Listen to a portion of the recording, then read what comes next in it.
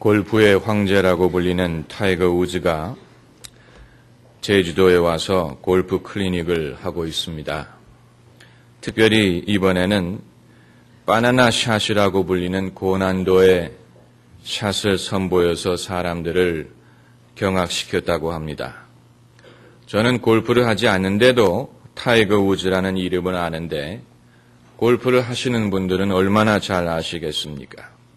왜냐하면 그는 골프를 잘하는 사람이기 때문입니다. 우리가 운동을 하든 무엇을 하든 그 방면에 잘하는 사람을 알고 있어야 되고 그런 사람을 본받으려고 해야 됩니다.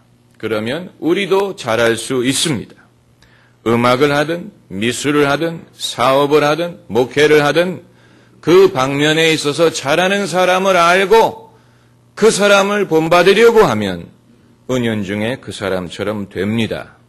신앙도 마찬가지입니다. 우리는 예수님을 잘 믿는 사람을 알고 그를 본받으려고 해야 됩니다. 그러면 우리도 잘 믿을 수 있습니다. 신앙이라는 것은 이론적으로 배울 수 있는 것이 아니고 실제로 우리의 삶 속에서 믿는 모습을 보고 배워야 됩니다.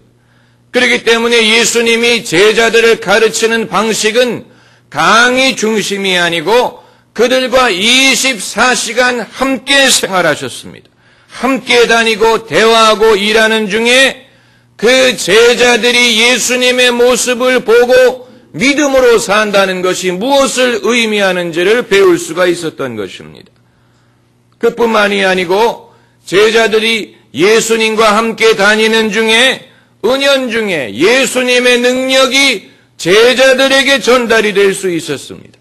마치 엘리사가 엘리야 선지자를 쫓아다니다 보니까 엘리야의 능력의 갑절을 받을 수가 있었던 것처럼 잘 믿는 사람을 쫓아다니다 보면은 그와 같이 될 수 있습니다. 예수님의 겉옷에 손을 대기만 해도 나음을 얻을 수 있는 원리입니다. 반대로 잘 못 믿는 사람을 본받으려고 해서는 안 됩니다. 잘 못 믿는 사람은 가까이에서도 안 됩니다. 고린도전서 5장 11절에 형제라 하는 자가, 그 말은 크리스찬이라고 하는 사람이 음행하거나 탐남하거나 우상숭배하거나 후욕하거나 술 취하거나 토색하거든 사귀지도 말고 그런 자와는 함께 먹지도 말라고 했습니다. 차라리 안 믿는 사람과는 사귀어도 되지만 예수 믿는 사람이라고 하면서 음란하게 사는 사람하고는 사귀지도 말라는 얘기입니다. 왜 그렇습니까? 신앙에 엄청난 손해가 되기 때문입니다. 한 걸음 더 나아가서 여러분이 남들이 본받고 싶어하는 신앙인이 되셔야 됩니다. 학생이 대학원에 가면 뭐가 됩니까? 조교가 됩니다. 그래서 학생이면서도 다른 학생을 가르치게 됩니다. 태권도를 배우다가 유단자가 되면 어떻게 됩니까? 사범님이 안 계실 때 학생들을 가르치고 통솔합니다. 그리스도인도 마찬가지입니다. 우리가 늘 배우기만 하는 입장에 있는 것이 아니고 배우면서도 가르쳐야 될 때가 있습니다.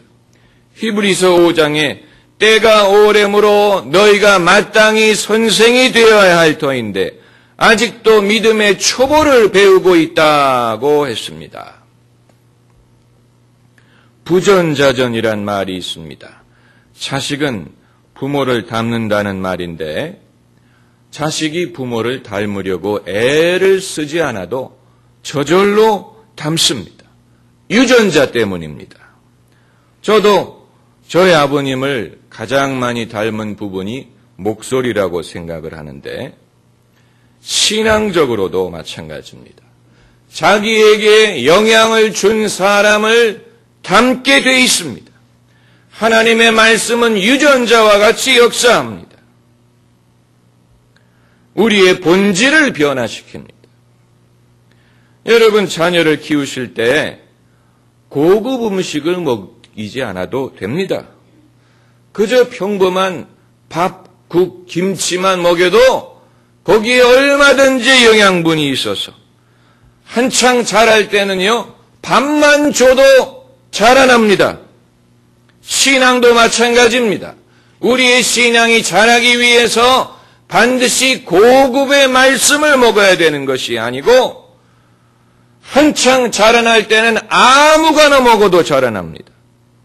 제가 고등학생이었을 때 예수님을 믿고 믿음의 열정이 생겼습니다. 그래서 성경도 열심히 읽고 신앙서적을 여러 권을 사서 보았습니다.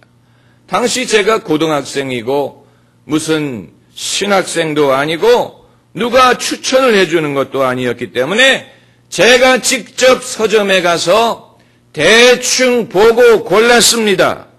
그런데 그 책들이 고등학생 때 읽었던 그 신앙서적들이 저에게 영양분을 주고 저를 양육하고 목사가 된 지금도 그 당시에 읽은 신앙서적이 영향을 주고 있는 것을 느끼고 있습니다.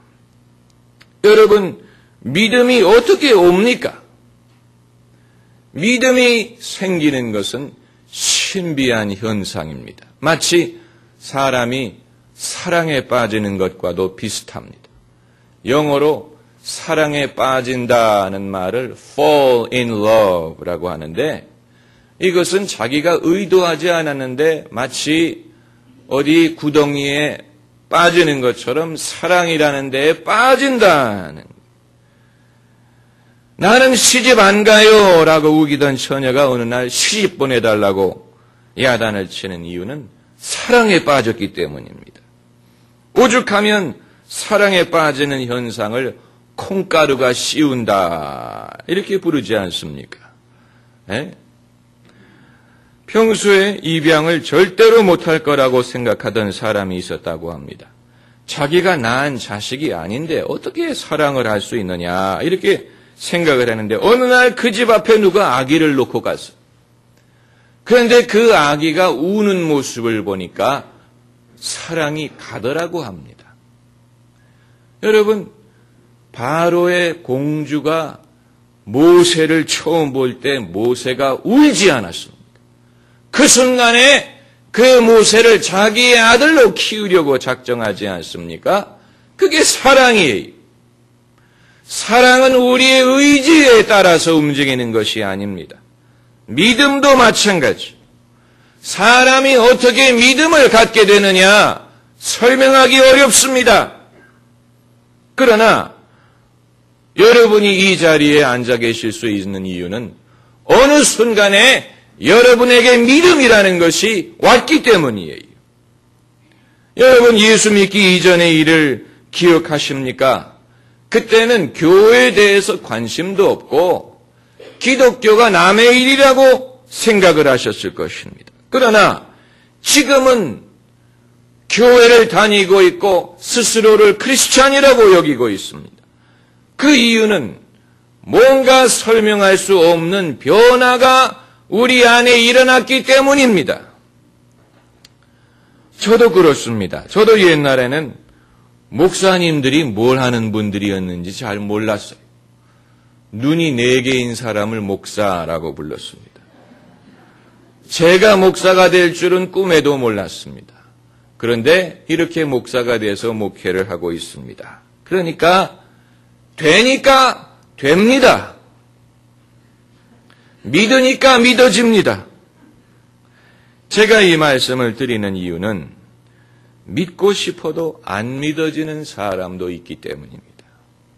이 믿음이라는 것이 의지대로 되는 것이 아닙니다. 의지대로 된다면 누구든지 믿을 것입니다.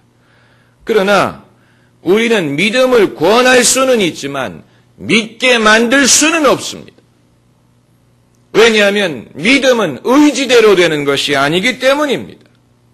세례문답을 할 때 믿으십니까? 라고 물어보면 믿도록 노력하겠습니다. 이렇게 대답하는 분들이 있는데 믿도록 노력하는 것과 믿는 것은 다른 것입니다.